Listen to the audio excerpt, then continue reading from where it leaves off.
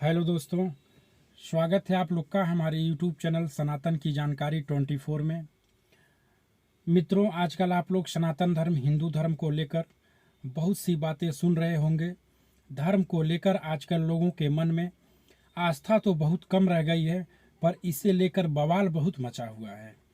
भारत जैसे बड़े देश में 80% लोग सनातन के मानने वाले और सनातनी लोग रहते हैं, पर कई लोग ऐसे भी हैं जो धर्म के नाम पर गलत बातें फैला रहे हैं, जिसमें एक धर्म का अगले पंथ से विश्वास उठता और झगड़ा बढ़ता चला जा रहा है। तो दोस्तों, सबसे पहले हम जानेंगे सनातन शब्द का मतलब क्या है।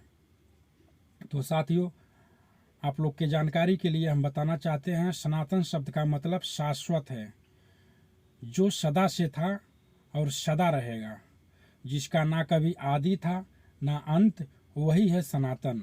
तो साथियों, अब बात करते हैं सनातन धर्म को हिंदू धर्म क्यों कहते हैं। साथियों, बहुत से हिंदू भाई हैं जो यह नहीं जान पाते हैं कि सनातन और हिंदू में क्या भेद है, जिसे आज हम आपको बताते हैं। भारत जैसे बड़े देश में जो लोग रहते थे सब सनातनी थे और सभी भारत में रहते थे। भारत की पुरानी सभ्यता, सिंधु घाटी की सभ्यता, सिंधु नदी और हिमालय पर्वतों के चलते यहाँ के रहने वाले लोगों को विदेशी लोग जो भारत में आते थे वो सनातनी न कह करके हिंदू कहते थे, और उसी से जितने सनातनी हैं, जो सनातन धर्म है, उसको लोग हिंदू धर्म के नाम से भी जानने लगे। जितने सनातनी थे लोग उनको हिंदू कहने लगे। इसीलिए आज जितने सनातनी हैं सबको हिंदू बोला जाता है। अगर इस धर्म की उत्पत्ति की बात की जाए तो इस धर्म की उत्पत्ति मानव के आने से पहले देवताओं के काल से मानी जाती है, परंतु विद्वानों की माने तो इस धर्म की उत्पत्ति स्वयंभू मनु के काल में मानी जाती है। लगभग 15,000 ईसा पूर्व इस धर्म की उत्पत्ति मानी जाती है, परंतु ऋग्वेद के अनुसार इस धर्म की उत्पत्ति किसी एक व्यक्ति विशेष ने नहीं की। कहते हैं जिन्होंने ऋग्वेद की रचना की उन ऋषियों और उनके परंपरागत ऋषियों ने मिलकर इस सनातन धर्म की स्थापना की, जिसमें मनु, शतरूपा और सप्त ऋषियों ने मिलकर सनातन की स्थापना की। तो साथियों, अब बात करते हैं हिंदू धर्म ग्रंथों की। तो इसे दो भागों में बांटा गया है। पहला है श्रुति और दूसरा है स्मृति। श्रुति के अंतर्गत वेद आते हैं, जो कि 4 वेद हैं: ऋग्वेद, यजुर्वेद, सामवेद, अथर्ववेद। और दोस्तों, स्मृति के अंतर्गत पुराण आते हैं, जो कि मुख्यतः 18 हैं, जिनका नाम इस प्रकार है: ब्रह्म पुराण, पद्म पुराण, विष्णु पुराण, वायु पुराण, भागवत पुराण, नारद पुराण, मार्कंडेय पुराण, अग्नि पुराण, भविष्य पुराण, कूर्म पुराण, ब्रह्मवैवर्त पुराण, लिंग पुराण, वराह पुराण, स्कंद पुराण, वामन पुराण, मत्स्य पुराण, गरुड़ पुराण, और 18वां है ब्रह्मांड पुराण, जिसमें गरुड़ पुराण ही ज़्यादा प्रचलित है, यही ज़्यादा प्रसिद्ध है, गरुड़ पुराण। अब बात करते हैं हिंदू धर्म के दर्शन की। हिंदू दर्शन मोक्ष पर आधारित है। मित्रों, ब्रह्मांड में आत्मा असंख्य है, जो परमात्मा के आदेश पर शरीर धारण कर जन्म मरण के चक्र में घूमती रहती है, पर आत्मा का मुख्य लक्ष्य मोक्ष है, जो सिर्फ प्रभु की भक्ति, दया, तपस्या, दान से प्राप्त होती है, और यही सनातन पथ है। तत्वज्ञान हमें ईश्वर, आत्मा, ब्रह्मांड, पुनर्जन्म और कर्मों के बारे में बताता है। तत्वज्ञान दर्शन का ही एक अंग है। वेदों के अलावा 3 उपनिषदों और गीता में यही बताया गया है दोस्तों। और वेद उपनिषद पढ़कर ऋषियों ने दर्शन गढ़ा है, जिसे सनातन का सर्वदर्शन कहते हैं। और ये दर्शन है न्याय, वैशेषिक, मीमांस, सांख्य, वेदांत और योग।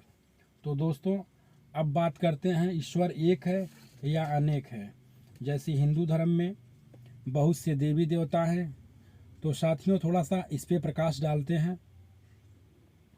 एक ईश्वरवाद या बहुदेववाद। हिंदू धर्म को ईश्वर को एक अनंत शक्ति माना गया है जो संपूर्ण ब्रह्मांड में व्याप्त है। ईश्वर एक है जिसे परब्रह्म कहा गया है। देवी देवता और भगवान से ऊपर एक ही सत्ता है जो परब्रह्म है, जो त्रिगुणातीत है, असीम श्रीमन नारायण है और वही सत्य है, उनसे बढ़कर कोई नहीं। उनके बाद ही त्रिदेवों की सत्ता आती है, उनके बाद देवों, असुरों, पितरों और मानवों की सत्ता आती है। हिंदू धर्म के ऐसे तो कई सिद्धांत हैं, पर 10 सिद्धांत नंबर 1 पर आता है, जिनमें खटकर्म का सिद्धांत, जिनके नित्य, नैमित्य, काम्य, निष्काम्य संचित हैं। दूसरा है पंचऋण का सिद्धांत, जिसमें देव, ऋषि, पितृ, अतिथि और जीव हैं। तीसरा है पुरुषार्थ का सिद्धांत, जिनमें धर्म, अधर्म, काम, मोक्ष आता है। चौथा है आत्मावाद का सिद्धांत। पांचवा है आत्मा के अमरता का सिद्धांत। छठा है ब्रह्मवाद का सिद्धांत। सातवां है आश्रम का सिद्धांत, जिनमें ब्रह्मचर्य, गृहस्थ, वानप्रस्थ और संन्यास आता है। आठवां है मोक्ष मार्ग का सिद्धांत। नौवां है व्रत और संध्या वंदन का सिद्धांत। 10वां है अवतारवाद का सिद्धांत। अब बात करते हैं हिंदू धर्म के संप्रदाय की।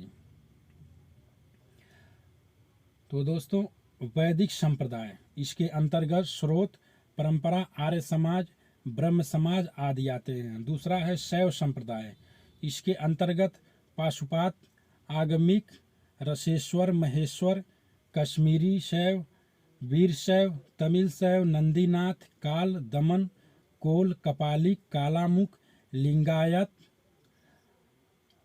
अघोरपंथ, दशनामीनाथ संप्रदाय आदि आते हैं।